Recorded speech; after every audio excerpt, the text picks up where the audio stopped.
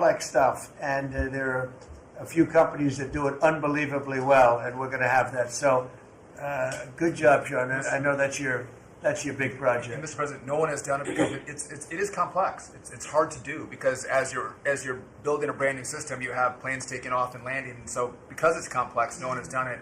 And you've given the directive and the support to make this happen. So well, ours is going to be an all-new system. It's going to all hook up. It's going to be the same tower is going to have the same equipment, and all towers all over the country, all over the world, actually, mostly, are going to be hooked in together.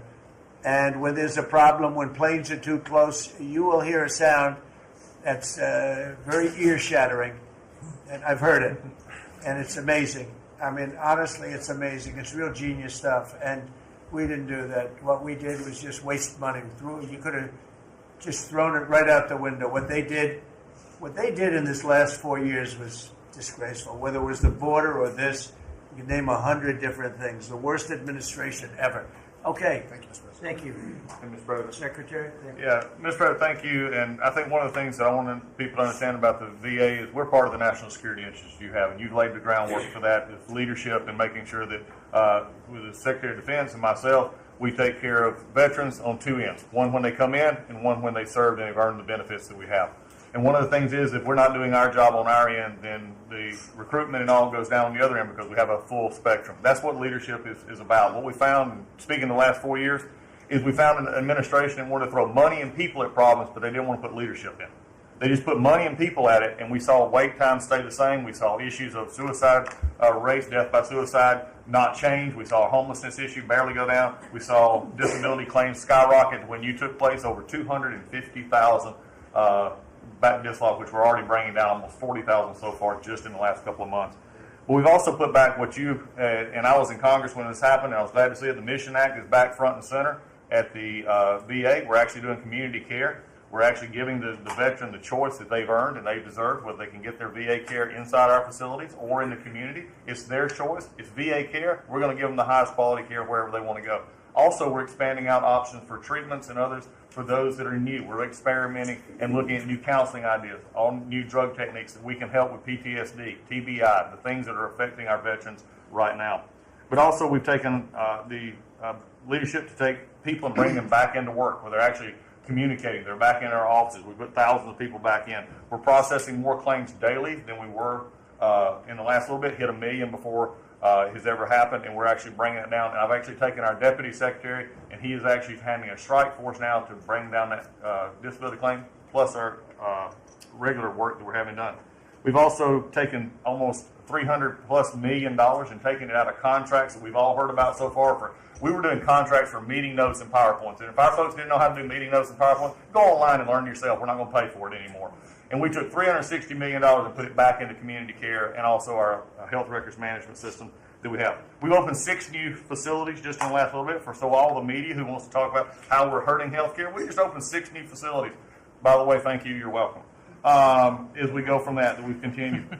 We've also took $11.6 billion in ceiling values of contracts and terminated that we did not need, resulting in significant cost avoidance for the future, but also still maintaining the ability to take care of our patients and also our disability benefits. We've also gotten unity again. We did away with $14 million in DEI spending. We've ended gender dysphoria treatments. We phased that out. All directed the savings from that go to paralyzed veterans and amputees. We've also continued to work toward, as you've in anti-Semitism and also anti-Christian bias that we saw. The biggest thing, though, Mr. President, I wanted to state, is you told me when you said for me to take this job, you said, take care of my veterans. Well, we've done something in taking that step forward.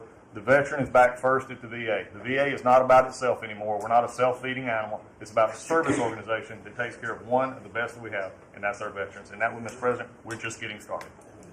Thank you, Doug. How are you doing with the suicide rates? We're getting, it's tough, Mr. President. That's something that we're looking at. This is something that we've had $588 million that's been spent over the last, especially 4 or 5 years to be prevention, and yet the numbers stayed at 17 or 21, wherever you're going to have it. We're now opening that back up, taking in nonprofits. We're bringing in others who have things that are actually looking at. I've worked with Secretary Kennedy and others on the idea of we're opening up the possibility of psychedelic treatment and others that give us an opportunity. We got to research it, make sure it's good, but it's opening up that possibility. And I think, again, veterans are understanding now that we're putting them first. When I go to these hospitals, they're actually coming up saying thanks. We're back in where we need to be, and we're seeing a workforce development. So suicide is going to come down. It's also going to take some transition stuff that your Secretary of Defense has been very helpful on. We've got to transfer them out of the military so they come to us better, but we're working on that. Good. There you go. Thank you. Jameson? Mr. President, it may come as a surprise, but this has been the busiest 100 days in the history of the In history. in This is the biggest deal ever done. If you sold IBM, ExxonMobil, and 5 other companies together, it's peanuts compared to what we're doing. This is the biggest deal ever done financially in the history of the world. And I think we're doing great. You're going to see some big, big results. Go ahead. And I'll just say something that Secretary Duffy said in his context, because it's complex, no one has done it. So this is something, a reordering of global trade that hasn't happened since the end of World War II.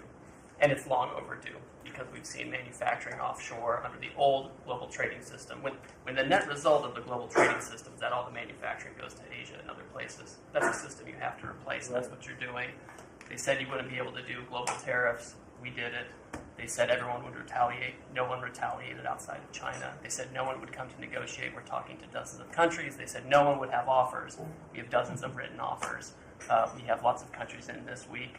This is like a break for me to come. With all the countries that want to negotiate. They all want to negotiate. They want to make a deal. Don't zoom in on this. This is like a tracker, right? We have all these columns of which countries have come in, when we started negotiations, who gave us an offer, are we in technical talks, and when do we expect to have deals done? Those are some weeks out, but we're working very quickly on this. Thanks, Jim. Thank you, James. You're going to have a lot of fun for the next 3 weeks. Michael, do you have anything? Mr. President, in the last 4 years, the world experienced a total lack of zero leadership under Biden, and then we've had 100 days of your leadership with respect, with strength, starting with there'll be all hell to pay if you don't let our people go. Dozens, over 40 Americans have come home under your leadership. Far more terrorists are no longer threatening the homeland under your leadership, pulling all of these agencies together, including the evil individual responsible for the Abbey Gate bombing, and to sit with the 13 Gold Star families, and you showing that follow-up and that justice has been incredible. But pulling this great team together, Mr. President, everything from revitalizing shipyards to cyber to space, that takes this entire team working together. It's an honor to serve you in this administration, and I think the world is far better, far safer for it. Thank you very much. The Abbey Gate is really important. This was a horrible thing that destroyed the image, frankly, of the Biden administration. What happened there was a disgrace. It should have never happened, and Pam is working very much on prosecuting that person. We have the person, and you'll do well. I have no doubt about it. Thank you very much, Michael. So the CIA, I don't know, Ratcliffe, I don't know if he's going to say anything. He's probably the one person here that's not allowed to talk about the great job he's done, but go ahead anyway. Mr. President, as you know, at your direction, the CIA has deployed our unique covert action authorities in various places and continents to successfully advance your national security and foreign policy priorities, to advance peace, to end wars, to take terrorists off the battlefield, and to keep illicit drugs from coming into this country and harming Americans. Unfortunately, as much as I would love to detail your accomplishments in that regard, we can't do so in front of this crowd. But you and I both know, Mr. President, that you have had a profound positive impact on America's national security posture, and Americans are safer because of your leadership. What I can talk about publicly is, as has been mentioned, the CIA provided the intelligence that led to the apprehension of the Abbey Gate bomber, who is now being prosecuted by our great Attorney General and providing a measure of justice to those 13 families that suffered as a result of that disastrous Afghanistan withdrawal during the last administration. In addition, at your direction, Mr. President, the CIA has negotiated and secured the release of Americans like Mark Fogel and Ksenia Carolina, who have been wrongfully detained, sending the message that you will forget about no Americans that are being held in other places unfairly and unjustly. And finally, Mr. President, the CIA is being restructured at your direction to focus on our core mission and to eliminate the well-documented politicization that has taken place in the intelligence community from bad actors in the past, to focus on our core mission and to make America safe again. Thank you for the opportunity, Mr. President. Good job. You're doing a great job. Thank you very much. Russell? We're obviously involved in a number of budget bills that are moving, trying to make sure all of your priorities are reflected in the reconciliation. Working on our upcoming budget. Wonderful job by the entire cabinet on that front. Details soon on that front. Sending up rescissions bills to Congress for things that Elon has found. But the regulatory aspect is something we don't talk about enough. And right now you've given us a goal of 10 for 1. We are working right now with all of the agencies to rack up how big of a deregulatory agenda that we can have. When you came into office, you basically stopped $200 billion in costs to American families just by stopping the Biden regulatory agenda. That's about $2,000 per family. We think when we're going to hit these 10 for 1 goals that we could be in the neighborhood of about $900 billion in savings to American families, that with wisdom when you're enforcing these rules that comes into play. And I'm your regulator for the Consumer Financial Protection Bureau, and we found this small mortgage lender in Chicago. His name is Barry Sterner.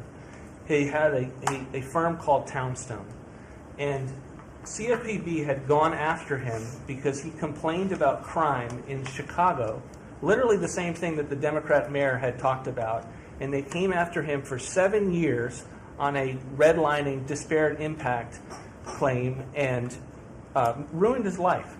We overturned that. We apologized on your behalf to that individual, and we basically, without having to go through notice and comment, we ended the policy that set that in motion. And so that's happening across these agencies with how they are using their enforcement discretion, and it will only continue based on the stonewall of backing that you've given us to make these hard calls. I don't think they're actually that hard, but no one's done it to this point, and we were able to go forward and do that because of the backing that you've given us.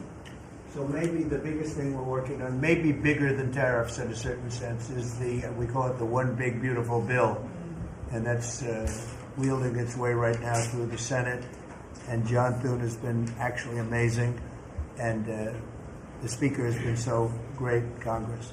Mike Johnson has been really two guys that they get along great, and it's just been a beautiful, unified attack, really, because we have to attack because the Democrats are trying to stop it at every turn. It would mean a 58% tax hike if they were successful, and lots of other bad things beyond the tax hike. But with us, it'll be the biggest tax cut in American history. How are we doing with the bill?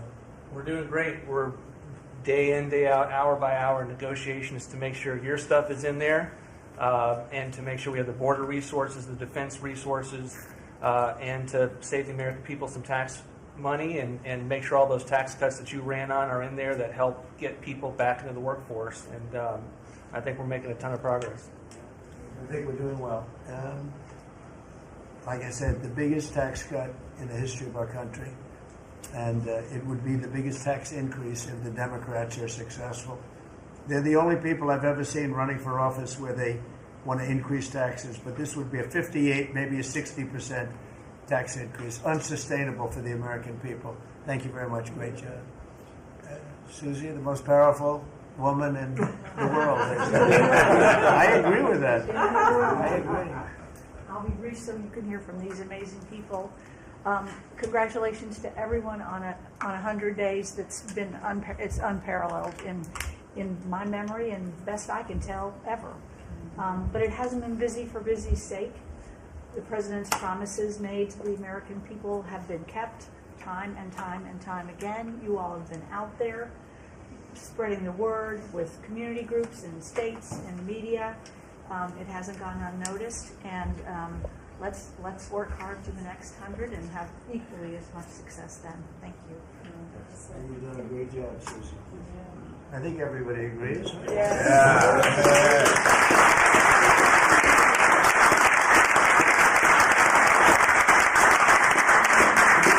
you have anybody that disagrees, please. In front of the media. Please raise your hand if you have the courage to do so.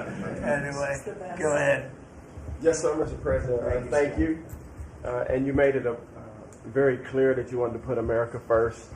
And also from day one, you wanted to make housing affordable again, because we do have a housing affordability crisis in our country. And so at HUD, we've been cutting all the red tape and bureaucracy as it pertains to housing affordability and unleashing creativity of our builders and developers around our country and restoring local control. We took down the affirmatively furthering fair housing rule, as you know, which was a zoning tax from Washington. So no longer will Washington be picking winners and losers, but localities and elected officials in different states and cities will have that flexibility. Also, you alluded to securing the border, and such a great job has been done with all of our partners at the table. And at HUD, we want to make sure that the resources that we have now, which is American taxpayer dollars, in the Biden administration, they prioritize illegal aliens over the American people. And so we signed an MOU with Secretary Noem at DHS to make sure that HUD-funded housing only goes to American citizens, and no longer will it go to illegal aliens coming across our border. We have about 9 million people living in subsidized housing in our country. 59% of illegal alien families use some sort of welfare program, costing us $42 billion a year. And so we have prioritized American and American people only to live in HUD-funded housing. And also to make housing affordable, we also signed a partnership with Secretary Burgum at DOI to use underutilized federal lands, as you campaigned on and promised, to identify those lands to build affordable housing in our country so that people can realize the American dream. We also restored biological truth, as you did in sports. We have the equal access rule at HUD, which we took that rule down to ensure that at women shelters, that those that enter those shelters would be of the same sex, and that we would protect the ladies of our country. No longer will those that identify as women but are not women be able to enter our shelter, so that we can protect the ladies that we serve. Along with our DOGE task force, we identified over $2 billion in savings. At HUD, $260 million at HUD was just in contracts, $4 million were DEI. And so we took those contracts down and de-obligated and sent back $1.9 billion back to the Treasury for the American people. Again, we want to be good stewards over the American taxpayer dollars. And so, Mr. President, thank you for your leadership in this. And we have a tremendous team at HUD, and I'm so grateful to be part of this team around this table to take care of the American people. And I consider it a great honor and humble to do so. Good job. Yes, sir. Thanks, Steph. Yes, sir. Look. Well, I'm not sure if anyone's heard, but the price of eggs is down. I know it's news. Listen, so today as we celebrate the 100th day, I think that it's just such a joy and an honor to continue to do this work, so thank you for that. We have been obviously very focused on the cost of groceries, specifically eggs led the way, as you have so eloquently discussed over the last few months, and we're holding tight on a very significant decrease, which is great, and investing where we need to there. As I mentioned before the press came in, we have had a massive issue with Mexico on water, getting water to our farmers along the border for decades. When I worked in Texas 25 years ago, we were fighting with the Mexican government over the water then. You got involved about 2 weeks ago. That evening, I started conversations, and as of just a few days ago, thanks to Secretary Rubio's great deputy secretary and I, have been negotiating, and we hit the best deal, I believe, in history on behalf of our farmers, and thanks to your leadership and your strength on that. And that's a really big deal long term for those farmers in the southern part of the country. On the energy side, I know we've got Secretary Burgum and his partner, Secretary Wright, but we often forget that agriculture has a major piece of the energy dominance agenda, not just timber, not just minerals, but biofuels. So we continue to support that great leadership coming from those agencies and doing hopefully our part as well, and they've been incredible in that. Our farmers have been hurting under the Joe Biden administration. There was a 30% increase in the cost of input, so the cost of doing business for these farmers over those 4 years. When we left the White House the first time 4 years ago, we had a $0 trade deficit with our agriculture products. After 4 years of Biden, that hit $50 billion because they just didn't make an effort. And so obviously that's $50 billion less dollars at a time of very thin profitability for our agriculture community. So the Congress passed because the last administration didn't get a farm bill done either, the farmers were hurting there. So Congress stepped in. I say all that and basically said $10 billion to move out. USDA, fastest in history, that money went out to those farmers that couldn't make plant their crops. And so I'm really proud of that, and you'll hear a lot of that from the farmers today, that this USDA is moving more quickly than any ever before. And we're not organizing money based on the color of skin and other ways, which was how the last administration was moving out. We have canceled $6 billion in contracts thanks to our great friend Elon Musk and his Doge team. A lot of those were DEI, gender, studying transgender mice. Who knew? The racism in pest management. We've canceled all of it. We're going through a major restructuring. USDA is one of the biggest agencies. It's sort of a catch-all. And we're really, really downsizing and aligning around putting farmers first, which is really, really important. A big part of USDA, though, is food stamps. It is perhaps one of the largest, if not the largest, welfare program, and it's a supplemental nutrition program.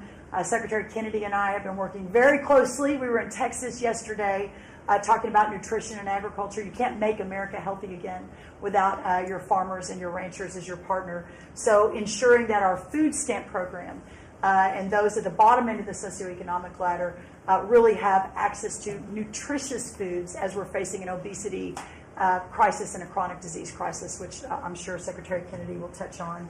And the final thing I'll say is this morning, Secretary Noem and I, together, and I brought a picture because I think this is important and it goes to why we're here. This is a South Dakota ranching family named the Mods. They are a fifth generation ranching family. Charles Mod, in his 30s, bought the ranch from his granddad, I'm going to show the press, when he was 17 years old. Those beautiful children, Lyle and Kennedy, his wife Heather. Under the Biden administration, they had, of their several hundred-acre operation, they used about 20 acres and had a fence that had been there since 1910 when their family took over the ranching operation. There had never been really any problem that had been brought to their attention. Perhaps there was a minor dispute over, again, 20 acres.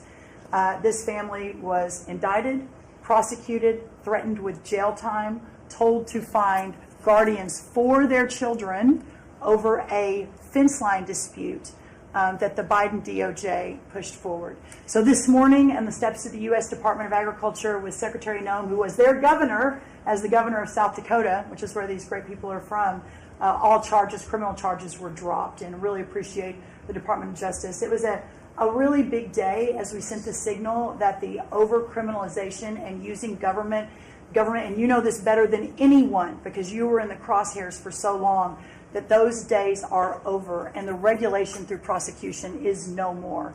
And so this family is one of many that we'll now be talking to ensure that never happens again. Thank you. Thank you. Great job. Please, Scott. Sir, it's been a momentous 100 days with you at the helm, and I view this 100 days as setting the table for peace deals, trade deals, tax deals. So the next 100 days will be harvesting. You've created negotiating leverage and leadership that are going to yield remarkable results. Energy costs have plummeted. Mortgage rates are down. Food costs are moving lower. And American families are finding their financial footing again. I had a group in today. America, under your leadership, is on the verge of becoming an AI superpower. That our economy had become barbelled. We had high tech and finance on one side, natural resources led by energy, which the previous administration tried to kill on the other, and you're filling in between with precision manufacturing that we're going to be bringing back through good trade policies, good tax policies. Under the DOGE at Treasury and the IRS, cost, tech support, and efficiency have increased.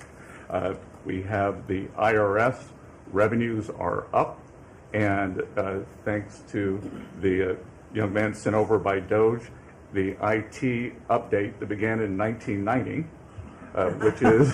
which was begun before he was born, is going to be finished during your term. So trade, you couldn't make it up, trade, taxes, and deregulation, the one big beautiful bill under your leadership. Speaker Johnson and Leader Thune have done a great job, but they have you as the closer on many of their members. And I'll just close by saying economic security is national security is economic security, and it's never been better. We're rebuilding it, and as I said last week at the IMF and World Bank conferences, America first does not mean America alone. Under President Trump, it means leadership. Man, well said. Thank you. Are you busy enough?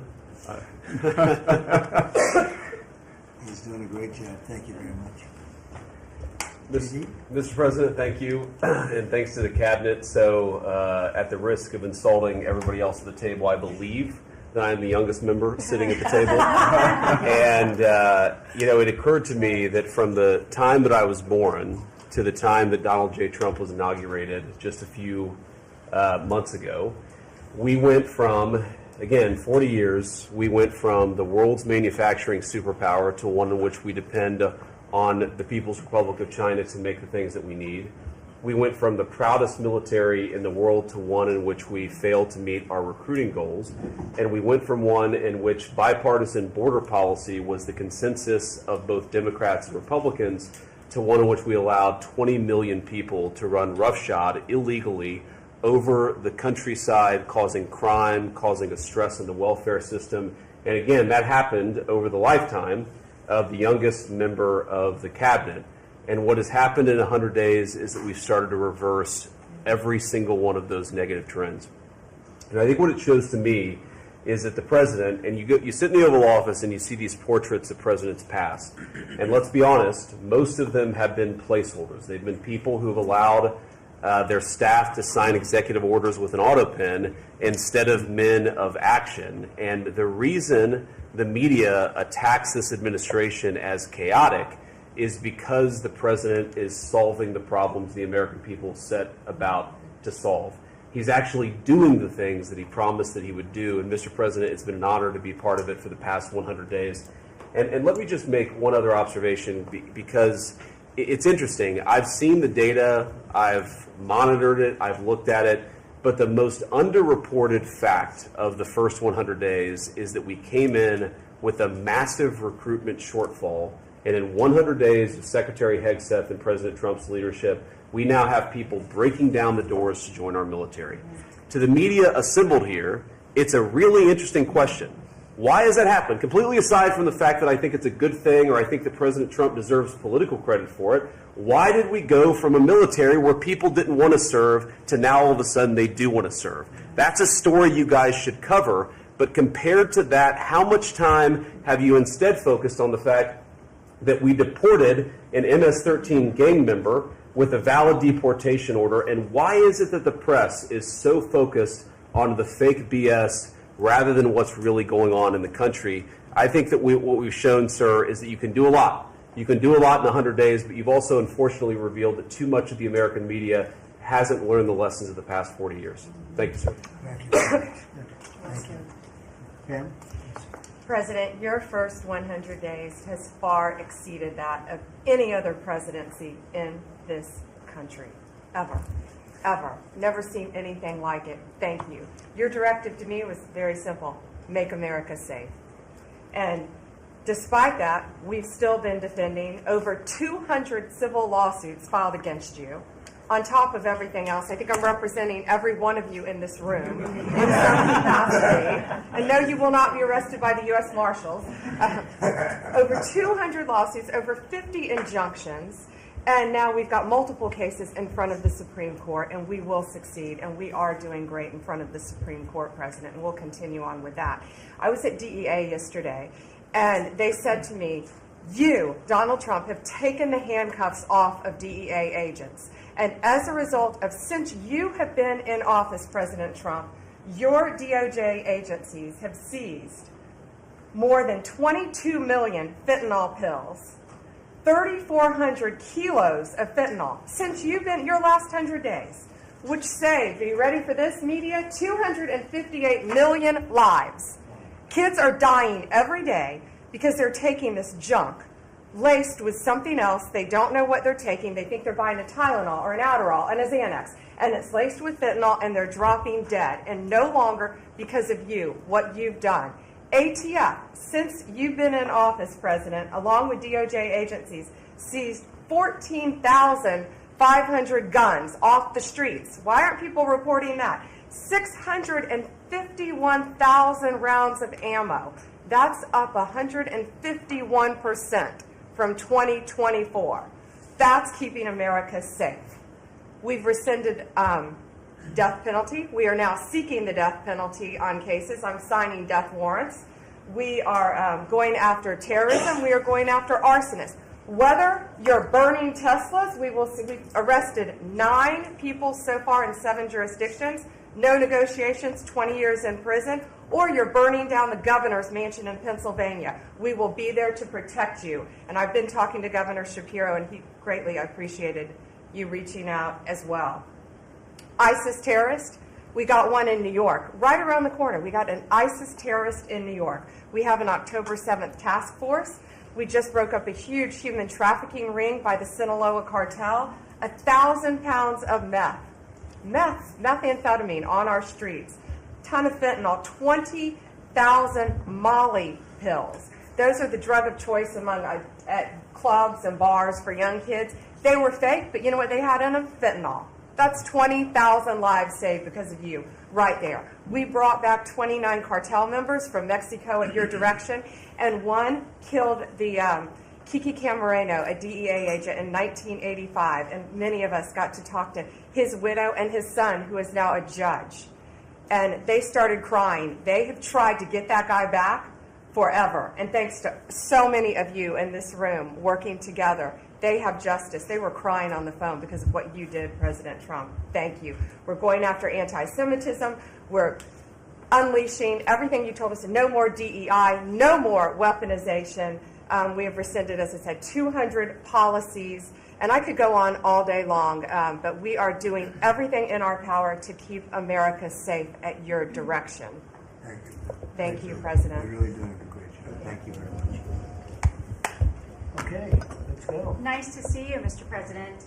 Well, first of all, I think what you've heard amongst this team is the leadership, because it's given us the latitude really to collaborate amongst each other, not only in this room, as Jameson mentioned, we kind of get a break for a couple of hours here, but we stay in contact actually every other day that we're working for you. And I think what that says is, I was speaking to, for instance, the Farm Bureau of Texas yesterday. I'm not the Ag Secretary, but it matters to the workforce. I'm working with the other secretaries, Lutnick and McMahon, on education and the workforce investments that you've asked me to do.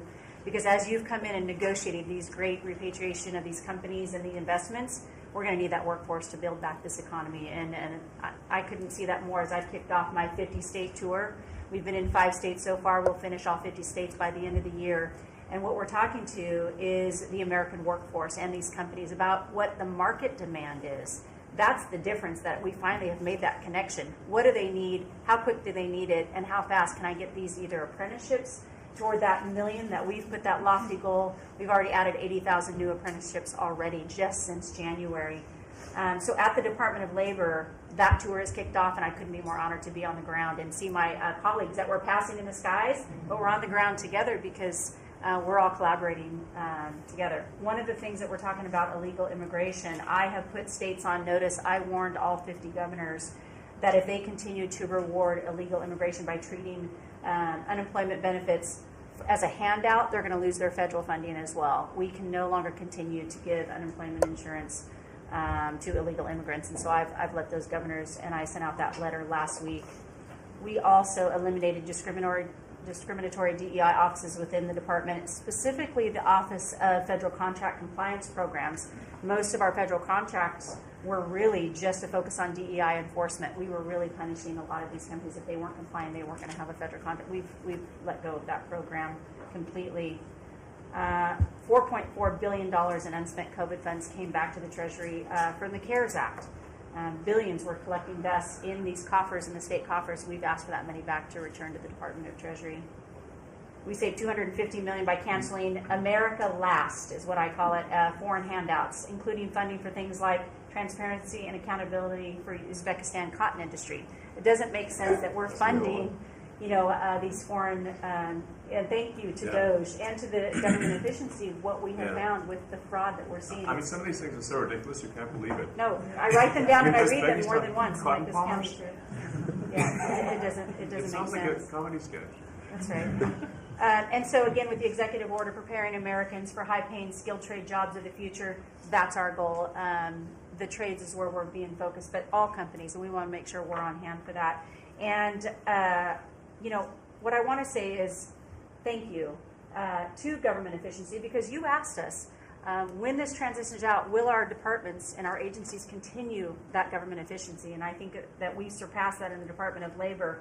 Out of our 14,000 federal employees, 3,000 have taken the DRP, and we offered it again. So over 21% have taken that offer. And we'll keep our critical workforce, MSHA, OSHA, and wage and hour, and make sure our workers stay safe. So with your leadership, Mr. President, I couldn't be more honored to serve. I know we were probably the last to know each other, but we're getting to know each other well. And the team that you have assembled is really an honor to serve with. So thank you, Mr. President. You're doing great. Thank you very much. Chris, please. Mr. President, you ran on unleashing American energy, and 100 days have shown the tremendous impacts that can arise from the unleashing you have enabled. I'll hit a few highlights. Number one, oil, gasoline, and diesel prices are the lowest they've been in years. How does that happen in 100 days? That's a messaging. Your message that we're pro-energy. We're not against energy, we're for it. That sends a message to the marketplace that supply is easier to grow now and supply will be coming. And that's already led to tremendous savings for American consumers across the country. And we need not only more affordable energy, but we need a lot more energy. One highlight I think a couple of us have touched on is AI. This is a new, emerging, critical industry that's very energy intensive. It is not acceptable for the United States to not be the leader in AI. We must win the AI race and lead in that, and that's going to take a lot more energy. If you had not won election, we would not have won the AI race. Full stop. Energy would not have been there to enable us to win.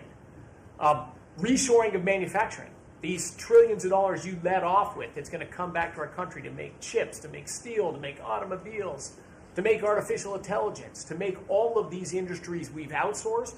That's only going to be possible with way more American energy. But we have that energy. We have those resources. We have those businesses. We have those capitalists. We just need to stop standing in the way of them and follow the lead you've set, which is to enable them, not to subsidize them, not to help them, to enable them to invest American money and create American jobs here.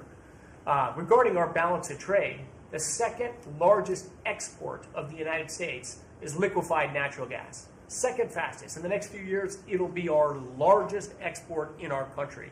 But yet, 18 months ago, the Biden administration had said, we're going to stop issuing permits for new LNG export terminals. That's just nuts. That's a great competitive advantage we have. Huge balance of trade driver, a huge industry just coiled and ready to go. I just came back from Poland last night. They are thrilled that America's back in business again and that the rest of Europe can get off of Russian energy and can enable their own economic growth with secure, reliable, affordable energy from the United States. I also witnessed the signing ceremony for a deal between two large American businesses to build a huge nuclear power plant in northeastern Poland. The first of this design built in Europe. It'll be the first of many. I spoke with many other nations over there. They want to buy more American gas. They want to get American technology. They want to have a partnership with us. And they shared the message I delivered to Europe in my keynote remarks, is that unleashing energy is the way you make your society safer, more prosperous, more free, and that these sort of over-the-top climate alarmism doesn't do anything to help the environment of our world, but it does impoverish people, it does reduce the security of your nation, and it makes you weaker. I think that's a constant message many of us around this table have brought to Europe. We want our friends in Europe standing up again and leaning in. A lot great is happening under your leadership. We're unleashing consumer products that Americans wanted to buy that Biden was making illegal. I'll be in Georgia on Friday at Renai's manufacturing plant. Tankless natural gas water heaters. Incredibly popular product. They almost became illegal. The return of common sense is incredibly welcome across this country, across the world. And back to Elon, that extra thing, we're going to deliver all of this with less people, less money, less burden on the U.S. taxpayers. Not smaller departments and smaller services, better, more thoughtful services done more efficiently and smarter. The way you'd have to run a business. We've got to get our fiscal house in order, and you and the people around this table are making it happen. Thank you, Mr. President. I'm honored to be here. Great job. Thank you very much. Please. Yes, Mr. President, you are 100% correct. The border is 99.99% safe, under control. You have completely reversed the entire situation. In fact, the day before yesterday, I was down in El Paso, and those Border Patrol agents are so impacted by how you have changed things in a year. They have put up huge pictures that say, under the Biden administration, the mobs of people that were pushing through razor wire and trampling children, and the chaos and the violence that was happening at that same location, they have a picture there that says, this is what the Biden administration looks like, and this is what the Trump administration looks like. It's peaceful. People who do business between Mexico and America are coming through. They're doing it legally. They're following the law, and it's all because of what you've done and what you've empowered them to do. The recruitment for Border Patrol is through the roof. For ICE agents, they want to be a part of ICE because they recognize they actually get to do their jobs. I have the Coast Guard too. Coast Guard recruitment is up over 20% just in the last 60 days. Everybody wants to be a part of what the heritage is of this country. We've repositioned the entire Coast Guard fleet to focus on border and drug interdiction. As we've secured the border, the cartels have gone to the water and are going out in maritime waters to move their drugs into this country. The Coast Guard just in the last 2 months has taken into custody over 126 tons of cocaine, millions of doses of fentanyl. It's just amazing. And the aliens that they are deporting is incredible too. We've been working with all of them. The one thing that I want to point out is the fake news has been saying that Biden deported more people than you. And it's an absolute lie. And they're letting the Biden administration get away with manipulating and cooking the books. What they're counting for the Biden administration is every single person that came to that border that they processed and let into this country. They're allowing Biden to say that was a deportation just by processing somebody and letting them come into the country. It's absolutely false. It's not true at all. You have deported over 250 known terrorists. You've deported thousands of foreign terrorist organization members and gang members, hundreds of thousands of people that were in this country illegally. We've collected $30 billion worth of tariffs through CBP, and we've also collected millions and millions, hundreds of millions of fines and penalties from people that have overstayed here in this country. So I just want to thank you. You've been a game changer. I want to thank Pete for his leadership at DOD and what they've done. I want to thank Marco for his diplomacy and getting us travel documents into these countries. Mexico has finally come to the table and now is going to take a lot more people that we're able to send back to that country. And the president of Mexico told me, sir, she turned around over 500,000 people in Mexico before they ever reached our border. We should be counting those as deportations because they never even made it to the border because she turned them around because you forced her to. So those are all people that never even came here because they got the message because you were so aggressive. So thank you for what you're doing. And every day we get to get up and do jobs that matter. And we appreciate Tom that. Holm is doing a great job. Oh, yeah. Tom's a great messenger for us. He just, yeah, he's hardcore. Yeah, thank you.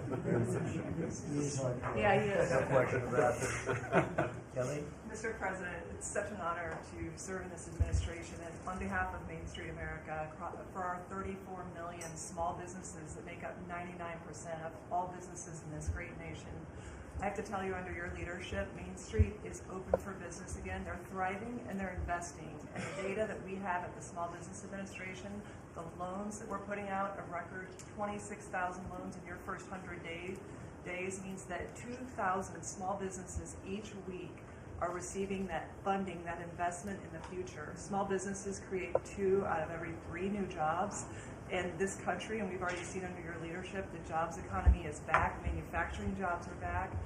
We've seen a 38% increase in manufacturing loans. We put out 1,500 manufacturing loans in your first 100 days. We saw startups increase by 54%, and we saw businesses under 5 people increase by 95%. So your leadership on the economy matters to every region of this great nation. I'll tell you on the manufacturing front, I'm out on a national manufacturing tour. We've met with 250 manufacturers, and as I walk through the factory floors, they all ask me to thank you for fighting for their jobs, for these industries, and for the people who are creating things from pharmaceuticals to aerospace to food and all these essentials that this nation needs to be independent and strong. And to that end, I'm working with Congress. We'll be announcing tomorrow an upsizing of our manufacturing loans to make sure that economic engine, because 98% of all manufacturers are small businesses. It's incredible to walk through these factories that are really creating what you had in your first administration, the blue collar boom. It's now a new collar boom because it's the intersection of technology and manufacturing and what they can create for our war fighters, for our aerospace, for pharmaceuticals, with less than 300 to 500 employees, sometimes 100 employees. I was at a factory in Georgia on Monday that is creating machines to help with the Iron Dome in Israel. Less than 50 employees. This is the engine of our economy. It's the heartbeat of our communities. It's the small businesses that helped elect you because they needed your economic agenda. So thank you, Mr. President. It's such an honor, and congratulations on an epic 100 days. I do have to thank Elon. I do want to note we just cut $3 billion in contracts because of Doge's work. That's $3 billion that hardworking families that won't have to work until April 15th to pay for the waste, fraud, and abuse that we continue to find in this government on behalf of taxpayers. So again, thank you, Elon. As well. Thank you. Great job, Kelly. Thank you very much. Elon, I love the double hat, by the way. Yeah. He's the only one that can do that. Get away with it. Well, Mr. President, they say I wear a lot of hats. That's true. Even my hat has a hat.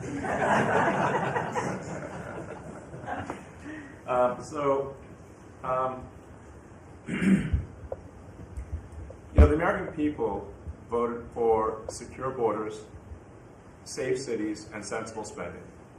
And that's what they've gotten. A tremendous amount has been accomplished in the first 100 days. As everyone has said, it's more than has been accomplished in any administration before, ever, period. This portends very well for what will happen for the rest of the administration. I think this could be the greatest administration since the founding of the country. Well, we all want to thank you for your help. You really have sacrificed a lot. Been treated very unfairly. Well, they did like to run my cars, which is not great. Better. But you have been treated unfairly. But the vast majority of people in this country really respect and appreciate you, and this whole room can say that very strongly. You've really been a tremendous help. You opened up a lot of eyes as to what could be done, and we just want to thank you very much. And you're invited to stay as long as you want. At some point, I guess he wants to get back home to his cars and his.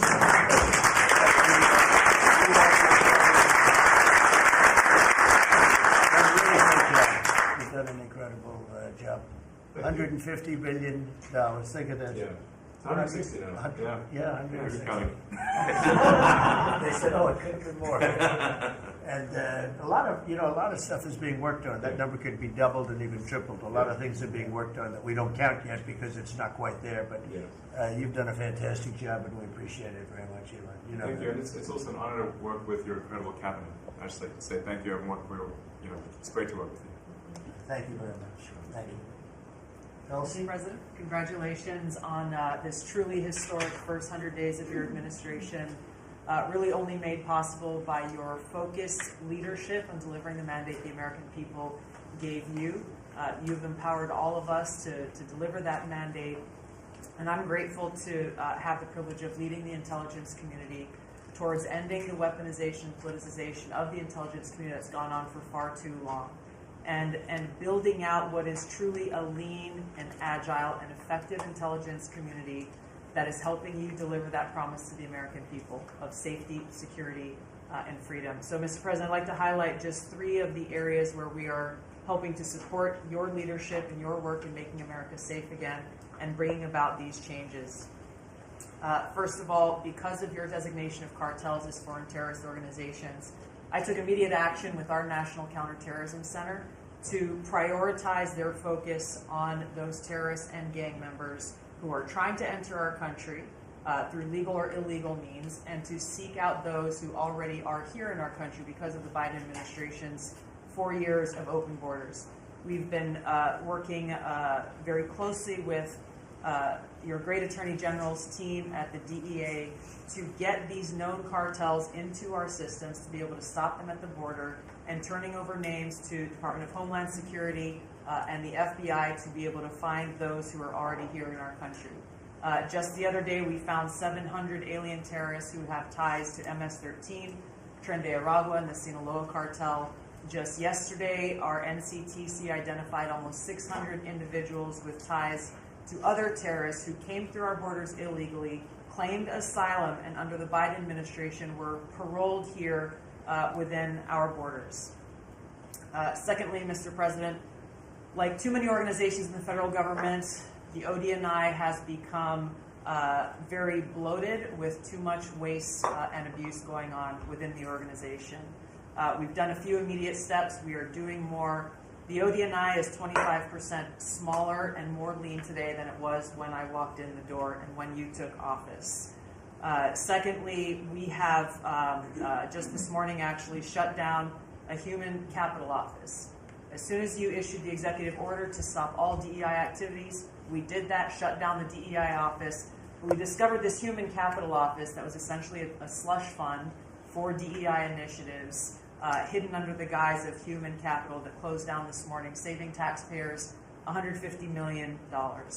We'll soon be announcing an additional $2.6 billion in savings with other programs and contracts that do nothing to ensure our national security interests. And lastly, we're working every day to hold the deep state accountable, to end the politicization, weaponization of the intelligence community. This past week, I sent 3 criminal referrals for illegal and unauthorized leaks to the media of classified intelligence for prosecution. We have 11 more that are under investigation. We've revoked, at your direction, 67 security clearances, and we continue the work of declassifying documents, as we have already around JFK assassination. We have more coming for the assassination of Bobby's father, Senator Kennedy, and MLK assassination. And we continue our extensive investigations around exposing the very serious issues we have related to election integrity, illegal abuses of FISA, Crossfire Hurricane, and others. Mr. President, under your leadership, we are working every day to bring about that transparency and accountability that the American people deserve. So thank you for the opportunity. Great job. Thank you very much. Lee? Mr. President, at the Biden EPA, the Green New Deal was raging. At the Biden EPA, we saw billions of tax dollars burning. At the Biden EPA, we saw industries suffocate. But at the Trump EPA, the Green New Deal is dead. At the Trump EPA, we know that we can both protect the environment and grow the economy. At 13 pages of accomplishments from our first 100 days in here, and in it, part of it is 100 environmental accomplishments at the Trump EPA. You don't have to take my word for it. We released it to the media this morning. Every single day that President Trump is in this office, there will be a major environmental accomplishment. Every single day of the Trump administration. At the Trump EPA, we're also launching what is the largest deregulatory action in the history of the country. We're going to be giving our director of the OMB a whole lot of work because we inherited a big mess from the Biden EPA. And working with Elon and Doge, I've canceled now $22 billion worth of grants. Now today is a special day for many reasons. The biggest reason why we're here is that this is the 100th day of the most consequential, historic first 100 days in the history of this country. Today, while we're here, the House of Representatives is voting on Congressional Review Act bills, considering the EPA waivers that were given to California's tailpipe emissions, where California set their own standards. But there should be one national standard, and right now, Congress, on the House side, is going to be voting on that today. On a personal note, while this is a bit outside of the EPA jurisdiction, today is my last day serving in the United States Army. And I first signed up towards the end of the 90s. And I've had a chance to see a lot of national security teams over the course of the last 27 years. There has never been a national security team ever assembled that had the backs of our warriors like this national security team right now. And we have never had a president so deeply committed towards ending foreign wars instead of starting new ones. There's a reason, Mr. Vice President, why everyone is racing to join our Department of Defense. We have a Secretary of Defense who, with all due respect to our great president, would probably rather be swimming with Navy SEALs right now, be running somewhere in the Middle East with our service members. And from our Secretary of Defense to our Secretary of State, our Vice President, and more. I just want to say thank you as a veteran of our military for assembling what is the greatest national security team that I have ever seen in my 27 years associated with the United States Army. Has Pete signed off on this retirement leave? Is that... Welcome to the VA.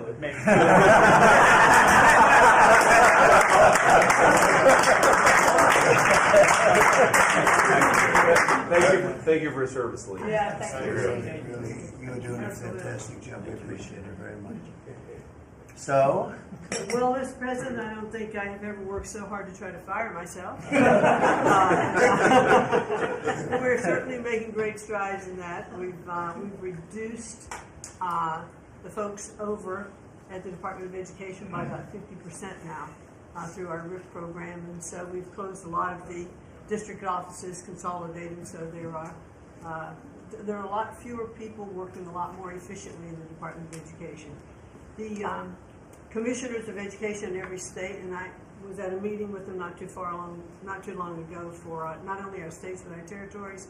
They are thrilled with the opportunity now to be able to have more control over the education in their states, to get rid of a lot of the red tape and regulation that's kept them from doing what they're doing. So we're seeing, I think, great improvements. We'll see test scores, I believe. It'll take a bit for them to be able to go up, but I think now that they're going to have the opportunity to put in their own programs, we'll see that grow.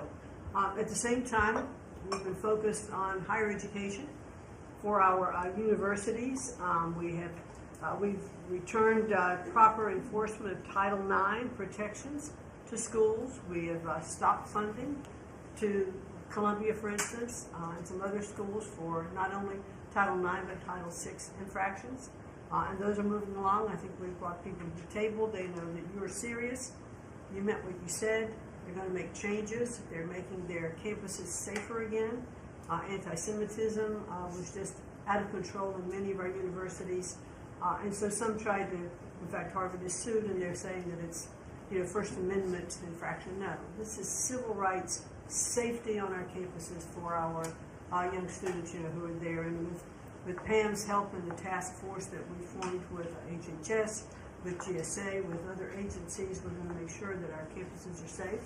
And so there's a lot of good work going on. I think one of the biggest things, you'll be very happy to hear this, Mr. Vogt, that we are putting back into place collecting on our student loans that have been delinquent since March of 2020. Been no effort to recollect on these loans. So as of May 5th, the letter goes out that the loan recollection is beginning again. So for those people who have borrowed money and who've not been paying. And that's just not to be punitive. There are many ways that they can go online to understand how they can get back into the right payment structure, because when they're in default, they can't buy a house, they can't buy a car because their credit scores are down. So it's helpful to them as well as to get this money back into the country. I mean, $60 billion of increased student loan debt since 2020. And in total, we've got almost $1.7 trillion in student debt. So we're gonna start getting it back.